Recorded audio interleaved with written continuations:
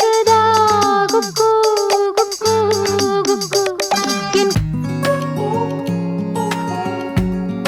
Hello friends, வணக்கம் and welcome to Karthika channel. கேசி ஃபேமிலிஸ்க்குலாம் ஸ்பெஷல் ஹாய். வீடே மணக்க சூப்பரான இட்லி பூண்டு பொடி இது. சோ இந்த இட்லி பூண்டு பொடி செய்யறது எப்படி நான் உங்களுக்கு காட்ட போறேன். பொடி இட்லியும் செஞ்சு காட்ட போறேன். இன்னைக்கு காலையில இருந்து நான் vlog எப்படி எடுத்திருக்கேன் அப்படின்றதான் பார்க்க போறீங்க. வாங்க வீடியோக்குள்ள போகலாம். Happy morning friends. ஆக்சுவலி இது சோகமா சொல்லாம நான் ஹாப்பியா தான் சொல்றேன். என்னன்னு பாத்தீங்கன்னா, இன்னைக்கு நகையை விற்க போறோம். அதுக்கு டேடியும் வராரு, ஜியும் டேடியும் தான் போயிட்டு நகையை வந்து இன்னைக்கு விற்க போறாங்க. காலையில பரபரப்பா, அதனாலதான் வேலை எல்லாம் ஓடிட்டு இருக்கு. தைராய்டு பயங்கரமா ஏறி இருக்குன்னு நான் சொல்லியிருந்தேன் இல்லையா, அதனாலேயே சைடு எஃபெக்ட்ஸ் எல்லாம் என் பாடியில நிறைய வருது. சோ ஒழுங்கா தைராய்டு மாத்திரை போடணும், தனியா தண்ணி வந்து குடிக்கணும் அப்படின்னு சொல்லிட்டு ஒழுங்கா நான் வந்து இந்த வாட்டி முடிவு பண்ணி டெய்லி ஒரு வாரமா தனியா தண்ணி எல்லாம் குடிச்சுக்கிட்டு இருக்கேன். தனியா தண்ணி குடிச்சிட்டு ஒரு ஹாஃப் அன் ஹவர் எதுவுமே சாப்பிட மாட்டேன். தைராய்டு மாத்திரை போட்டதுக்கு அப்புறமா ஹாஃப் அன் ஹவர் எதுவுமே நான் சாப்பிட மாட்டேன். அந்த கேப்ல பூஜை வேலையெல்லாம் முடிச்சிடலாம் அப்படின்னு நான் பூஜை வேலை பண்ணிட்டு இருக்கேன். ஷர்வினை ஸ்கூலுக்கு அமிச்சிட்டு டக்குன்னு மற்ற வேலையெல்லாம் நான் பண்ணிக்கிட்டு இருக்கேன். அக்கா, நீங்க எந்த முடிவு எடுத்தாலும் கரெக்டா தான் முடிவு பண்ணுவீங்க அப்படின்னு நிறைய பேர் சொல்லியிருந்தீங்க. ஒரு இடம் வாங்க போறீங்க, வீடு வாங்க போறீங்க, அதுக்காக வீட விக்கிறீங்கன்னா கண்டிப்பா நீங்க விக்கலாம் அப்படின்னு நிறைய பேர் சஜஷன் இருந்தது. நிறைய பேர் பிரேயர்ஸ் அண்ட் விஷஸ் எல்லாம் வேற கொடுத்திருந்தீங்க. அபார்ட்மெண்டா இருந்தா பரவாயில்ல வித்துருங்க அப்படின்னு சொல்லியிருந்தீங்க. நம்ம வீடு வந்து அம்மா அபார்ட்மெண்ட் மாதிரி கட்டி அதை வெளில சேல் பண்ணாம எங்களுக்கு சேல் பண்ணியிருந்தாங்க ஒரு வீடு. நான் அதுல வாங்கி இருந்தேன். சோ அது அபார்ட்மெண்ட் தான், யூடிஎஸ் கணக்கு தான் வரும், அது தனி வீடு கணக்கு வராது. லேண்ட் நமக்கு சொந்தம் கிடையாது அதுல. அதனாலதான் அதை விக்கலாம் அப்படின்னு முடிவு பண்ணோம். எதுக்கு திடீர்னு நகை விக்கிறாங்க, வீடு வைக்கிறாங்க அக்கா, அது இப்பதானே டாக்குமெண்ட்ஸ் எல்லாம் வாங்கினாங்க அப்படின்ற மாதிரி எல்லாருக்கும் கேள்வி இருந்துச்சு. ஒரு முக்கியமான விஷயம் நடந்ததுக்கு அப்புறம் சொல்லலாம் அப்படின்னு இருந்தேன். சோ இது பெர்ஃபெக்ட் டைமிங் நினைக்கிறேன். நகையும் வீடும் விக்கிறதுக்கு காரணம் என்னன்னு பாத்தீங்கன்னா, நம்ம ட்ரீம் பண்ணிட்டு இருந்த மாதிரி ஒரு நல்ல இடம் நமக்கு வந்திருக்குது. லேண்ட் தான் நான் சொல்றேன். அம்பத்தூர்லயே நாங்க இருக்கும் பொழுதே லேண்ட் வந்து பார்க்க ஆரம்பிச்சிருந்தோம். எப்படி கல்யாணம் ஆன உடனே சொந்த வீடு வாங்கணும்ன்ற கனவு இருந்துச்சோ, நான் ஏற்கனவே சொன்ன மாதிரி மஞ்சு குரூப்ஸ் வீடு, வீடியோ, தனி வில்லா இதெல்லாம் நான் பார்த்து கனவு கண்டிருக்கேன். ஆனா அந்த பிரைஸ் எல்லாம் கேட்டதுக்கு நம்மளே இடம் வாங்கி வீடு கட்டிடலாம் அப்படின்ற மாதிரி தோணி இருந்துச்சு. அப்போதுல இருந்தே நாங்க இடம் பார்க்கும்போது சிட்டிக்கு நடுவுல 1 கிரவுண்ட் 2 கிரவுண்ட் வாங்கணும்னாலே அங்க கோடி கணக்குல காசு. முதல்ல 2 கிரவுண்ட் 3 கிரவுண்டுக்கு மேல இடமே கிடையாது சிட்டிக்குள்ள. அதனாலதான் நாங்க வீடே ஷிஃப்ட் பண்ணிட்டு இந்த பக்கம் வந்திருந்தோம். பசுமையா கொஞ்சம் இயற்கையான சூழல் இருக்கணும், ஆனா சிட்டியோட ஆக்சஸும் இருக்கணும். நாளைக்கு குழந்தைக்கு படிப்புக்கு அதுக்கு இதுக்கெல்லாம் சிட்டில ஆக்சஸ் இருக்கணும். மால், தியேட்டர்ஸ் இதெல்லாம் போற மாதிரியும் இருக்கணும். அதனாலதான் நாங்க இந்த இடத்த சூஸ் பண்ணோம். நம்ம வீட்டுக்கு பக்கத்துல இப்ப மாம்பாக்கம் ஏரியா பக்கத்துலயே தான் லேண்ட் வந்து ஒண்ணு பார்த்திருந்திருக்கோம். 4-5 வருஷமா லேண்ட் தேடிக்கிட்டே இருந்தோம். அதுல லாஸ்ட் 2 இயர்ஸ்ல நகையெல்லாம் வித்து 50 லட்சம் ரூபாய்க்கு மேல அட்வான்ஸ் கொடுத்து ரிஜிஸ்ட்ரேஷன் அன்னைக்கு அது போலி பத்திரம் தெரிஞ்சு ரிஜிஸ்ட்ரேஷன் ஆகாம வந்த கதையில இருந்து எல்லா கதையும் உங்களுக்கு தெரியும். நான் எவ்வளவு எல்லாம் கஷ்டப்பட்டேன் அப்படின்னுட்டு. திருப்பி அந்த காசை வாங்கவே 1.5 வருஷம் நாங்க போராடி தான் வாங்கணும். அந்த காசு சில்லறையா வரும்போது அப்பப்ப நகை வாங்கி வச்சிட்டோம். ஒரு ஹியூஜ் அமௌண்டா திருப்பி நம்ம காசு வரும்பொழுது அப்படியே ஒரு இடமா வாங்கி போட்டுடலாம் தான் அந்த 1400 ஸ்கொயர் ஃபீட் நிலம் நம்ம வாங்கணும்னு சொல்லியிருந்தேன் இல்லையா, அந்த நிலம் வாங்கி வச்சது. அதுவும் இந்த ஏரியால பக்கத்துல தான் வாங்கி இருக்கிறோம். நான் முன்னாடியே சொல்லியிருந்தேன், அது இப்ப வந்து ரேட்டும் ஏறி இருக்கு 1 இயர்க்குள்ளன்னு சொல்லியிருந்தேன். சோ மண்ல போடுறது நல்லதுதான். இடம் வாங்குறதுக்கே லோன்ல போயிட்டோம்னா அப்புறம் வீடு எல்லாம் கட்டுறதுக்கு எங்க போறது, கொஞ்சம் பெரிய இடமா வந்திருக்குது. பிளாட்டுக்குமே லோன் வாங்க முடியும். நான் ஏற்கனவே சொன்ன மாதிரி ஜியோட ப்ரொஃபைலுக்கு பிசினஸ் ப்ரொஃபைல்ன்றதுனால அவருக்கு வந்து இன்ட்ரெஸ்ட் ரேட் ஜாஸ்தி தான் கொடுப்பாங்க. சப்போர்ட்டுக்கு என் ப்ரொஃபைல நான் வைக்கலாம்னு வச்சாலுமே யூடியூபர்ஸ்க்கு ஏதோ 1-2 பிரைவேட் பேங்க்ல லோன் கிடைக்கும், ஆனா பயங்கர இன்ட்ரெஸ்ட் ரேட் இருக்கும். சோ நகையை அடமானம் வச்சுட்டு அதை மாசம் கட்டுறது, வீட்டை திருப்பி அடமானம் வச்சுட்டு மாசம் கட்டுறது, பிளாட்டுக்குன்னு லோன் போயிட்டு அதை மாசம் கட்டுறதுன்னு போயிட்டா என்னைக்குதான் வீடு கட்டுறது? இந்த இஎம்ஐ லோனுனே நம்ம மாட்டிக்கிடுவோமே, அந்த வட்டிக்கு வட்டி இந்த மாதிரி போயிருமோன்னு ஒரு பயம். சோ இடத்தையாவது சொந்த காசுல வாங்கணும்னு நாங்க ஆசைப்பட்டோம். சோ வீட்டை வித்து தான் ஆகணும்ன்ற நிலைமை. அண்ட் போக அது இன்னும் ஓல்ட் ஆயிடும். ரீசெண்டா தான் பெயிண்ட் எல்லாம் அடிச்சு ரொம்ப சூப்பரா வச்சிருந்ததுனால நான் நீன்னு போட்டுட்டு 2 பேர் வந்துட்டாங்க. அட்வான்ஸ்ல கையில பணத்தோட வந்து நின்னாங்க நம்ம வீட்டுல. நிலம் வாங்குறதுக்கு 2 வருஷம் ஏமாந்து காசெல்லாம் கொடுத்து போராடினேன். ஆனா வீடு விக்கிறேன்னு சொன்ன உடனே டக்குன்னு நடக்குது. என்னடா இது விக்கிறது மட்டும் இவ்வளவு ஃபாஸ்டா நடக்குதுன்ற மாதிரி தோணுச்சு. பட் நல்ல விஷயத்துக்கு தான் இல்லைங்களா. நான் சொன்ன மாதிரி இயற்கை சூழலோட ஒரு சூப்பரான பெரிய இடமா நமக்கு அமைஞ்சிருக்கு. அதனாலதான் வீட்டையும் நகையும் சேர்த்து விக்கிறோம். ஒரே வீடியோல நிறைய சொல்லி உங்களை கன்ஃபியூஸ் பண்ண விரும்பல. ஒரு விளாக்லயும் நான் கொஞ்சமா என்னோட ஸ்டோரிஸ் எல்லாமே சொல்றேன். சோ மார்னிங் பூஜை வேலை எல்லாம் பண்ணிட்டு கொஞ்சம் பாசிட்டிவா இருக்கட்டுமே வீடெல்லாம் நீட் பண்ணி கிளீன் பண்ணிட்டு கேண்டில்ஸ் எல்லாம் ஏத்தி வச்சிருந்தேன். டிஃபனுக்கு இட்லி, பூண்டு இட்லி பொடி தான் செய்ய போறேன். உருளைக்கிழங்கு ரைத்தா செய்யறதுக்கு உருளைக்கிழங்க வேக போட்டுக்கலாம். ஃப்ரெண்ட்ஸ், நம்ம வீட்ல யூஸ் பண்ற மோஸ்ட்லி எல்லா பாத்திரங்களும் எப்படி இருக்குன்னு பாத்தீங்கன்னா, சமையலுக்கு நான் ஸ்டெயின்லெஸ் ஸ்டீலுக்கு மாறிட்டேன். அதுவும் இப்ப ட்ரெண்டிங்ல இருக்கு ஒரு 2-3 வருஷமா ட்ரைப்ளை ஸ்டெயின்லெஸ் ஸ்டீல் அப்படின்ட்டு. இப்ப எல்லாருமே அவேர்னஸ் வந்துருச்சு, அலுமினியம் இண்டோலியம் எல்லாம் சமைக்க கூடாது, உடம்புக்கு நல்லது இல்லன்னு. வேற வழி இல்ல, பெருசா நிறைய பேருக்கு சமைக்கும் போது டவரா அந்த மாதிரி விஷயம்லாம் அலுமினியம் இண்டோலியம் தான் யூஸ் பண்றோம். நான்ஸ்டிக் யூஸ் பண்ணும்போது கூட கோட்டிங் போயிருச்சு அப்படின்னா அதை யூஸ் பண்ணக்கூடாது. கோட்டிங் போகாத வரைக்கும் அதை யூஸ் பண்ணலாம். அந்த கோட்டிங் போனதுக்கு அப்புறமேட்டு அதையே சமைச்சு சாப்பிடுறது அது ரொம்ப டாக்ஸிக்னு சொல்லி சொல்றாங்க. சோ அப்ப ஆல்டர்னேட்டிவ் பார்க்கும்போது எல்லாரும் ஸ்டெயின்லெஸ் ஸ்டீல்ல சமைக்கலாம் நினைச்சு நம்ம எல்லாம் அப்பெல்லாம் பண்ணும்போது என்ன ஆயிடுச்சுன்னா சீக்கிரம் தீ பிடிக்கிற ப்ராப்ளம் வந்தது. இப்போ ஒரு 2-3 இயர்ஸா ட்ரெண்டிங்ல எல்லாருக்குமே அந்த அவேர்னஸ் வந்து மாறின பாத்திரங்கள் தான் ட்ரை பிளே ஸ்டெயின்லெஸ் ஸ்டீல் பாத்திரங்கள். இது வந்து என்னன்னா உடம்புக்கு கேடு விளைவிக்காது. அது மட்டும் இல்லாம நார்மல் ஸ்டெயின்லெஸ் ஸ்டீல் வந்து டக்குனு தீ பிடிச்சிரும். பட் ட்ரை பிளே ஸ்டெயின்லெஸ் ஸ்டீல்னாலே என்ன அப்படிங்கறத நான் உங்களுக்கு சொல்லிடுறேன். நான் யூஸ் பண்ற பாத்திரம் எல்லாமே அப்படிதான் இருக்கு. குக்கர்ல இருந்து எல்லாமே ட்ரை பிளேனா மொத்தம் 3 லேயர்ஸ் இருக்கும். பாட்டம் மோஸ்ட் லேயரும் உங்களுக்கு ஸ்டெயின்லெஸ் ஸ்டீல் இருக்கும். டாப் மோஸ்ட் லேயரும் உங்களுக்கு ஸ்டெயின்லெஸ் ஸ்டீல் இருக்கும். நடுவில் இருக்கு பாத்தீங்களா, அது வந்து அலுமினியம்ல வரும். அந்த அலுமினியம் நடுவில் ஒரு கோட்டிங் இருக்கிறதுனால நமக்கு வந்து சூடு நல்லா தாங்கும். டக்குன்னு கபகபன்னு தீ பிடிச்சிடாது. ஆனா நம்ம அவுட்டர்ல தான் சமைக்கிறோம். அது வந்து ஸ்டெயின்லெஸ் ஸ்டீல் தான். So stainless steel, aluminium, stainless steel இந்த மாதிரி இருக்கிறது தான் ட்ரை பிளைன்னு சொல்றாங்க. இந்த இன்ஃபர்மேஷன் வந்து தெரியாதவங்களுக்காக சொல்லிடணும்னு நான் நினைக்கிறேன். ஏன்னா சில பேர் ட்ரை பிளைன்னு நீங்க சொல்லி நிறைய குக்கர் நீங்க காமிக்கிறீங்க, ஆனா அதுல அலுமினியம் தான் போட்டிருக்கேன் டிஸ்கிரிப்ஷன்ல சொல்லி கேட்டிருந்தாங்க. அதுக்கு ரீசன் என்னன்னா இதுதான் ரீசன் அப்படின்றத சொல்லிடுறேன். இது Agaro tri ply stainless steel frying pan தான். இது ஏற்கனவே நான் காமிச்சிருக்கேன்னு நினைக்கிறேன். சோ இப்போ நான் இதை பத்தி சொல்றதுனால சொல்லிடுறேன். இது வந்து 2.5 mm திக்கோட வருது அண்ட் ரிப்பீட்டட் ஹேண்டலோட வருது. அதனால நல்லா ஸ்ட்ராங்கா ஸ்டர்டியா இருக்கு, நல்ல வெயிட்டா இருக்கு, தீப்பிடிக்காது டக்குன்ட்டு. அண்ட் இதுவுமே இல்லாம இப்ப வரக்கூடிய ட்ரை பிளை ஸ்டெயின்லெஸ் ஸ்டீல் எல்லாம் பாத்தீங்கன்னா கேஸ் ஸ்டவ், இண்டக்ஷன் ஸ்டவ் ரெண்டுக்கும் கம்பேட்டபிளா இருக்கிற மாதிரி தான் செய்யறாங்க. இதுவும் அந்த மாதிரியான ஒரு பாத்திரம் தான். இதுல கூடுதலான ஒரு நல்ல விஷயம் பாத்தீங்கன்னா இது டிஷ் வாஷர் சேஃபும் கூட. இதை நான் ஏற்கனவே காமிச்சிருக்கேன். இதோட மாடல் நேம் ரிஜென்சி 5 years வாரண்டியோட வருது. 24 சென்டிமீட்டர்ல இருக்கக்கூடிய ஃப்ரையிங் பேன் இது. அண்ட் இதுல யூஸ் பண்ணிக்கக்கூடிய ஸ்டெயின்லெஸ் ஸ்டீல் பாத்தீங்கன்னா SS304 ஸ்டெயின்லெஸ் ஸ்டீல் தான். சோ தாராளமா நம்ம சமையலுக்கு யூஸ் பண்ணலாம்.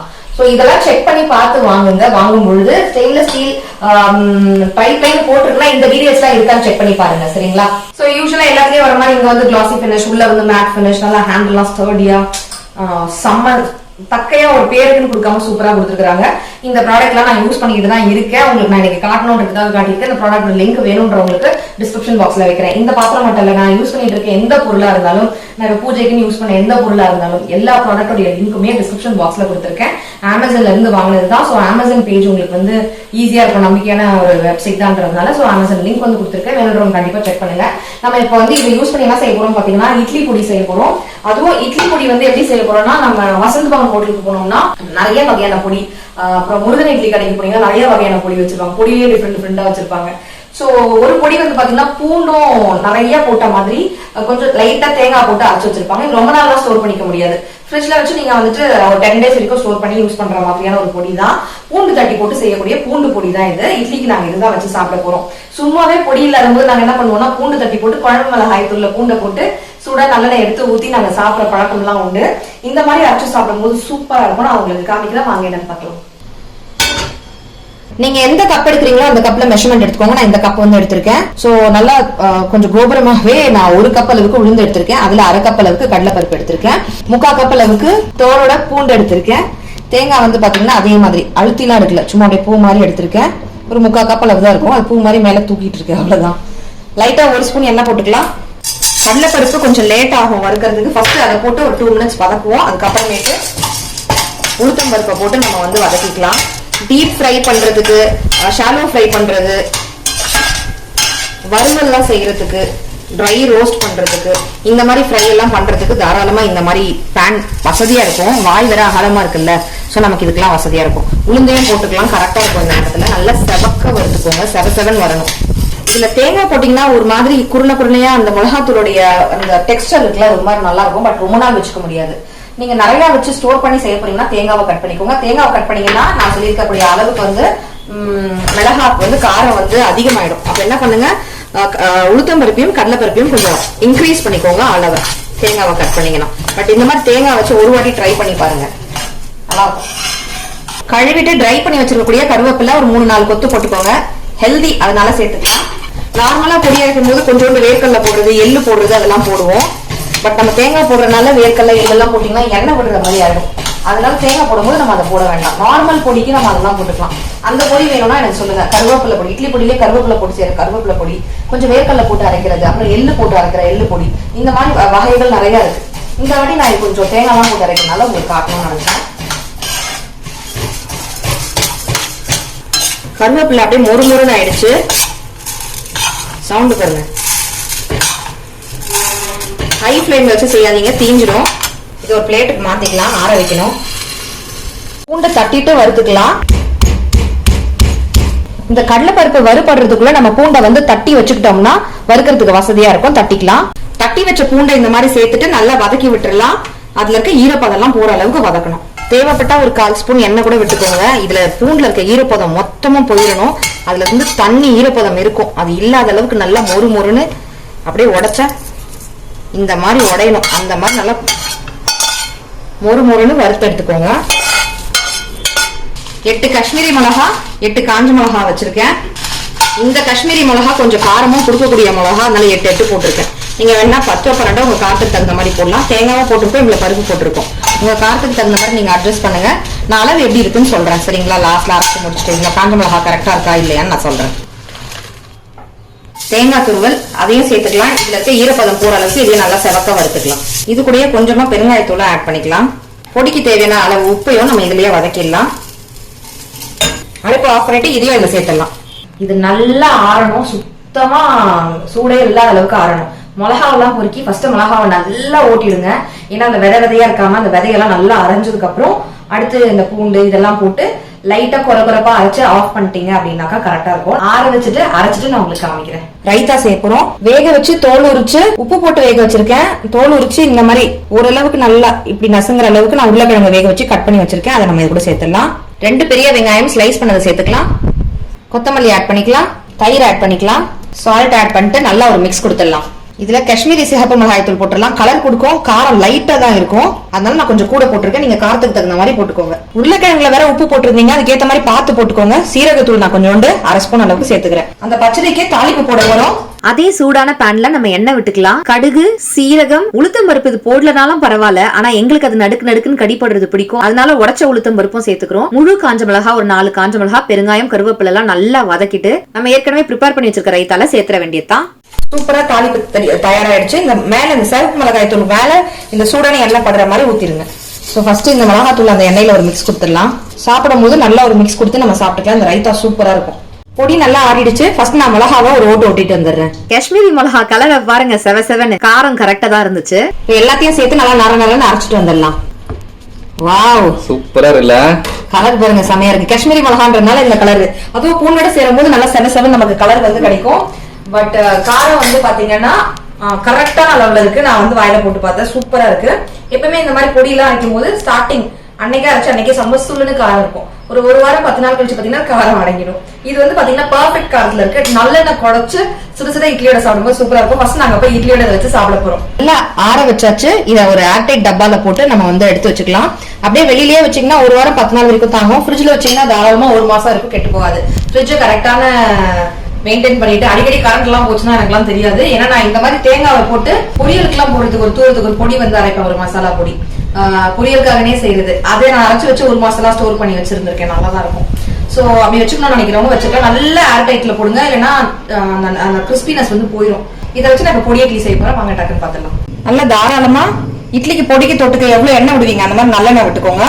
இதெல்லாம் ஆப்ஷனல் தான். எங்களுக்கு தாளிச்சு சாப்பிட பிடிக்கும், அதனால நான் ஆட் பண்றேன். நடுக்குன்னு வாயில கடுகு உளுத்தம் பருப்பு எல்லாம் ஆட் பண்ணும்போது வாயில நடுக்குன்னு கடிப்படுமோ அது பிடிக்கும். கடுகு உளுத்து சேர்த்துக்கிறேன். இட்லியை இந்த மாதிரி கட் பண்ணி வச்சிருக்க ஆட் பண்ணிக்கலாம். மழை சாரல் மாதிரி இட்லி பொடியை தூவி விடுங்க. எவ்வளவு வேணுமோ அவ்வளவு சேர்த்து நல்லா ஒரு பரட்டி இறக்கிட வேண்டியதுதான்.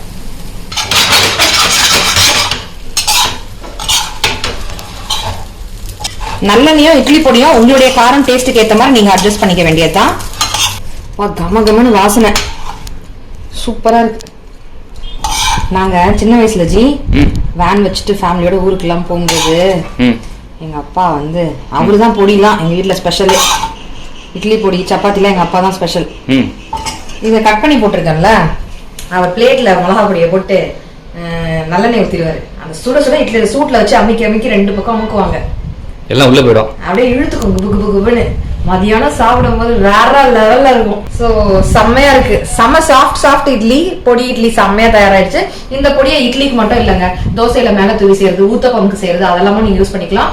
பொரியெல்லாம் செய்றீங்கன்னா ஸ்டீம் குக்கிங் வெஜிடபிளை வந்து நீங்க பாயில் பண்ணி எடுத்துட்டு கடுகு இந்த போட்டு தாளிச்சுட்டு அந்த காயை கொட்டி லாஸ்ட்ல இந்த பொடியை தூவி அது ஒரு 2 பரட்டு இறக்கிடலாம். வெங்காயம் மட்டும் போட்டு வதக்கிட்டு தாளிப்புலாம் போட்டுட்டு இந்த பொடியை போட்டு வெங்காய சாதம் அந்த மாதிரி எல்லாம் கூட சாப்பிடலாம். இடியாப்பம் மீந்து போச்சுன்னா அதை உதுத்து விட்டு தாளிச்சு இது கூட பொடி லைட்டா மேல தூவி பிசைஞ்சு நீங்க சாப்பிடலாம். எல்லாத்துக்குமே நல்லா இருக்கும் இந்த பொடி. கண்டிப்பா ஒரு வாட்டி ட்ரை பண்ணுங்க, நீங்க வந்து எனக்கு சொல்லுவீங்க.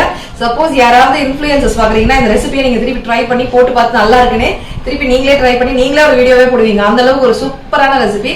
கண்டிப்பா ட்ரை பண்ணி பாத்தீங்கன்னா எனக்கு வந்து ஃபீட்பேக் ஷேர் பண்றதுக்கு மறக்காதீங்க.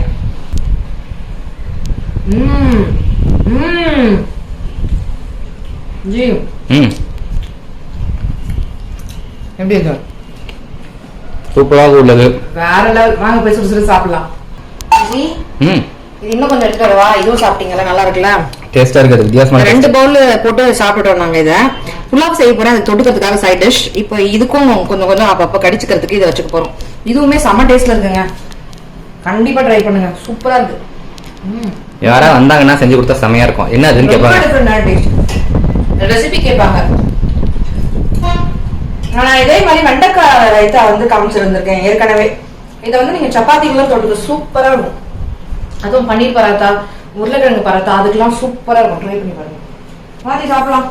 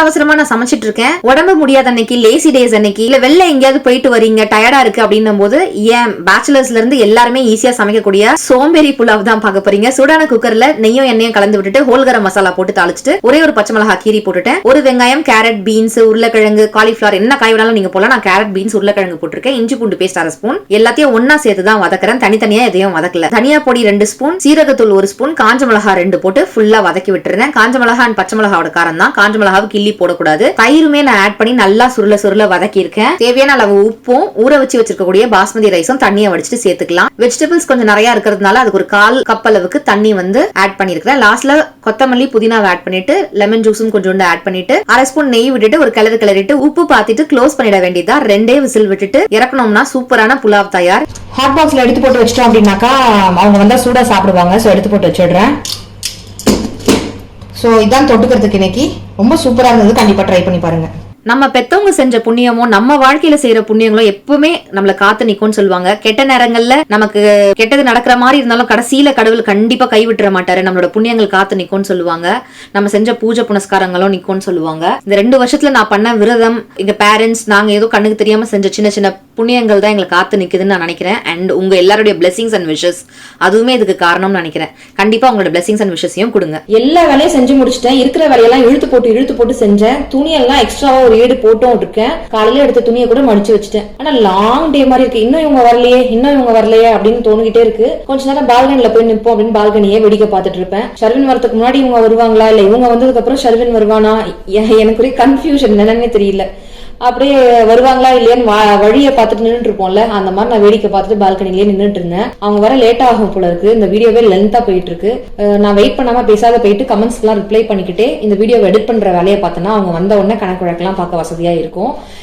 நான் என்ன ஆச்சு ஏதாச்சு எவ்வளவு ஜுவல் வித்திருக்கேன் எவ்வளவு ரூபாய்க்கு அது எப்படி வித்தேன் எங்க வித்தேன் அப்படின்ற எல்லா டீடைல்ஸும் நான் அடுத்த வீடியோல உங்களுக்கு கொடுக்குறேன். ஃபியூச்சர்ல இன்னைக்கு தேவைப்படுறவங்களுக்கும் அது யூஸ்ஃபுல்லா இருக்கலாம். ஃபியூச்சர்ல உங்களை யாருக்காவது என்ன மாதிரியே முக்கியமான தருணங்கள்ல இந்த விஷயங்கள்லாம் யூஸ்ஃபுல்லா இருக்கலாம். இவ்வளவு நேரம் இந்த வீடியோ பார்த்து ரசிச்சமைக்கு நன்றிகள். தேங்க்யூ சோ மச் ஃபார் வாட்சிங் friends. Take care. Tata. By.